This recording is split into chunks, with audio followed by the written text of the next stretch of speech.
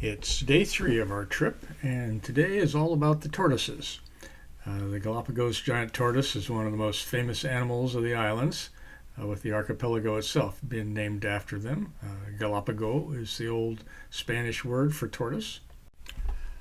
Our captain has brought the boat back to Santa Cruz Island overnight, and this morning we take a bus to Puerto Ayora, the largest city in the islands. It has a population of about 13,000. Puerto Ayora is home to the Charles Darwin Research Station, with over 200 scientists and volunteers that are involved with research and conservation efforts at the station. One of the principal attractions for visitors here are the baby tortoises that they raise in captivity. So these little guys here are a little over a year old, from the island of Floriana. When the babies weigh about 1.5 kilograms, about 4 years old, they're repatriated back to their home islands. So this breeding program at the Darwin Research Center is highly respected in the scientific world as one of the most successful conservation programs on the planet. To this date, more than 7,000 tortoises have been released from the Charles Darwin Research Station and are now living successfully in the wild. Here, our guide Joed is explaining that in the wild, weather has a significant impact on the sex of the newborn tortoises. Warmer temperature tends to encourage more females, and colder temperatures more males. And so in the breeding center, if they want males to hatch, they hold the incubation temperature at less than 28 degrees C. If they want females, then the temperature is kept greater than 29.5 degrees C. Giant tortoises can be classed into two main shell types, domed, like in the upper left picture there, and saddlebacked, as in the lower right. The saddleback tortoises have an upward curve to the front of their carapace that allows them to stretch their necks up to reach higher growing plants. They tend to live on the arid islands, such as Floriana and San Cristobal, where food is less abundant. And the mature tortoises that we see here at the breeding center are the saddleback variety. They typically move at less than walking speed, covering 50 to 150 meters a day. When walking, the body is supported by the two opposite legs, for example, the left front and the right rear, and then the right front and the left rear. On islands where the saddlebacks live, the opuntia cactus grows more like a tree, with the pads high off the ground, out of reach of the tortoises that can stretch their necks up high. These cactus have also learned to protect themselves with hard and sharp prickly spines on their pads, in contrast to the soft spines of the cactus that we saw in Genovesa, where there are only a few tortoises. The dome-shelled tortoises don't have an upward angle to the front of their shell, so that restricts the extent to which they can raise their heads. So they tend to live on large, humid islands where there's a lot of vegetation to eat, like Isabela and Santa Cruz. This one, for example, is having lunch on some low grasses.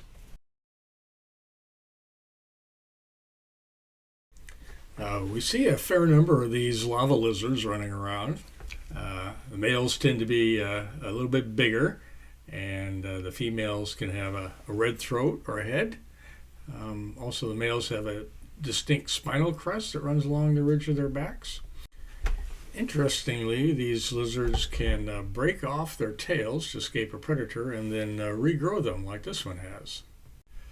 Leaving the breeding center, we stop in at the nearby interpretation center, where you can learn about other aspects of the island ecology.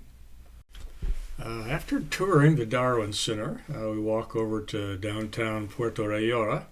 The town is named in honor of Isidro Ayora. He served as the 22nd president of Ecuador in the early 1900s.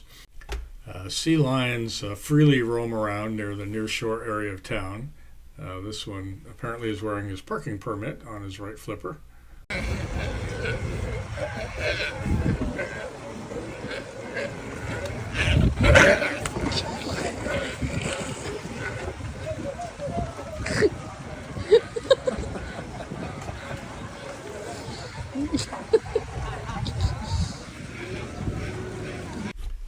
Puerto Ayora is home to many colorful shops and cafes, and we spent some time walking about until we made up with the rest of the group later to board our bus up to Rancho Primicias in the Highlands.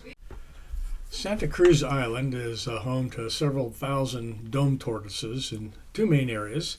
La Reserva in the southwest quadrant has the most individuals, and Cerro Fatal, which is a drier area, has several hundred individual tortoises. Over the last century, portions of the ranges of both areas have been converted to farmland, and we are going to visit one of those farm areas, Rancho Primicias. Arriving at Rancho Primicias, we see tortoises everywhere. Challenge is to distinguish them from some of the large boulders. We asked the question of the staff, were the turtles always here on the ranch? And the answer was yes. This is their land. These tortoises are not fenced in. They freely move around the island.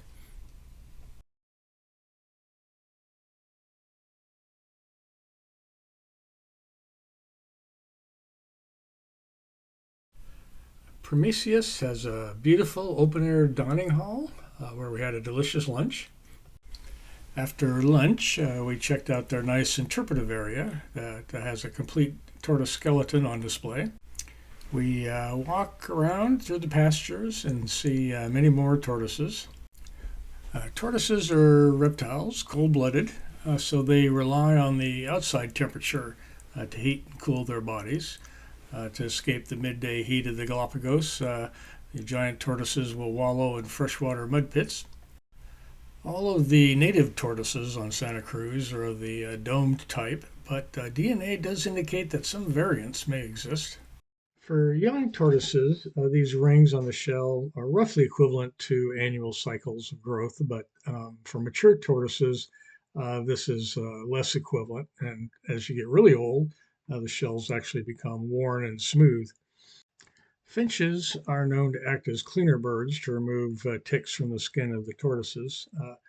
We didn't see the finches, but we saw several of these yellow warblers around. I'm not sure if they would perform the same function. There is lots of cool volcanic geology in the Galapagos.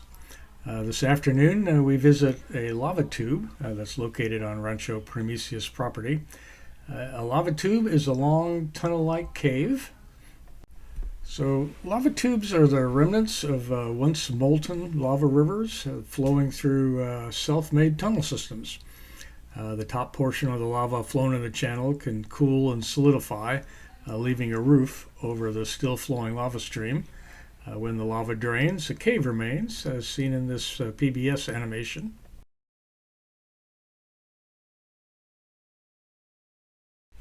The molten lava is about 2,000 degrees Fahrenheit, but when exposed to the open air, the top surface cools and hardens fairly quickly.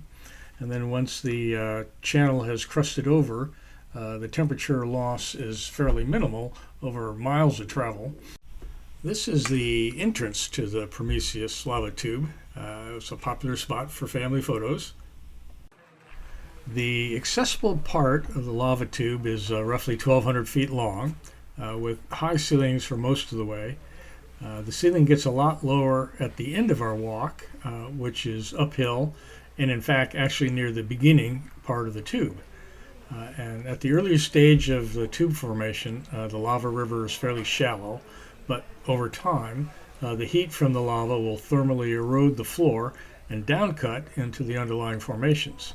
And then with increased downcutting, the tube will actually enlarge as we get closer to the bottom part of the tube, which was the beginning part of our hike.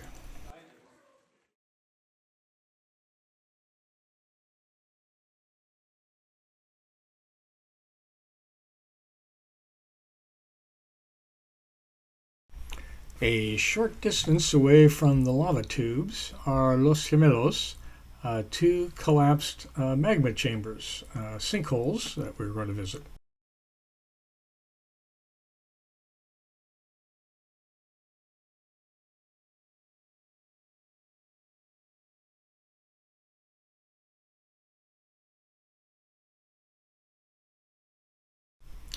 Surrounding Los Gemelos is a unique forest. The most common species in this forest is actually not even a tree. Rather, it's a Scalesia plant. It's a giant, fast-growing member of the daisy family. The Scalesia can get up to 12 feet tall in its first year and can grow over to 60 feet in height when mature. A short trail leads us around the two sinkholes. The Scalesia forests are under intense threat from invasive species such as guava, raspberry, and blackberry bush, as well as conversion into farmland. Today, only a few scattered patches of forest remain, less than 1% of their original distribution. Well, to close out today's video, I made this montage of the scenery out the window of our bus as we go from the highlands and the north side of the island, which receive much more consistent moisture throughout the year, down into the dry coastal areas of the north side of the island.